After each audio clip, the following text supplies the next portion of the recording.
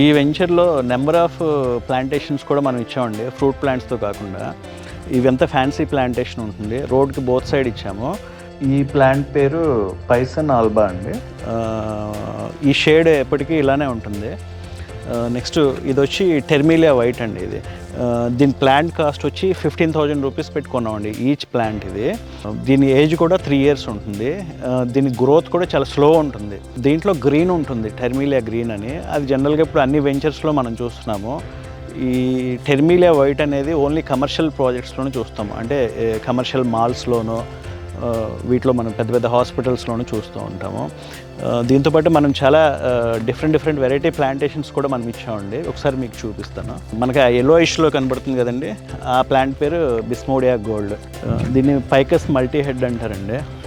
ఇది అరౌండ్ 25,000కి తీసుకొచ్చాం మనం ఈ ప్లాంట్ని. ఇది హైట్ ఎక్కువ పెరగదు, కానీ మనము ట్రిమ్ చేసుకుంటూ ఉండాలి ఎవ్రీ 15 daysకి 20 daysకి. ఇది ఒక మంచి ఫ్యాన్సీ ప్లాంటేషన్ అండి. దీని పేరు వచ్చి అల్కేషియా గ్రీన్. దీని లీఫ్ అరౌండ్ 3 to 5 feet వరకు కూడా పెరుగుతుంది. ఇది నెక్స్ట్ అలాగే అది పైకస్ మల్టీ హెడ్ అంటారు దాన్ని.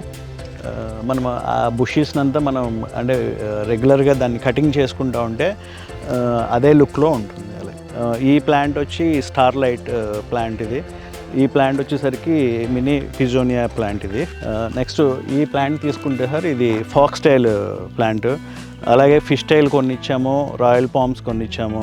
మనకి ఏదైతే అక్కడ బాగా గ్రీనరీగా కనబడుతుందో అది వచ్చి రెడ్ మాచిరియా ప్లాంట్ అండి. ఇలా ఆల్మోస్ట్ ఒక 20-30 వెరైటీస్ ఫ్యాన్సీ ప్లాంటేషన్స్ ఇచ్చాము మనం.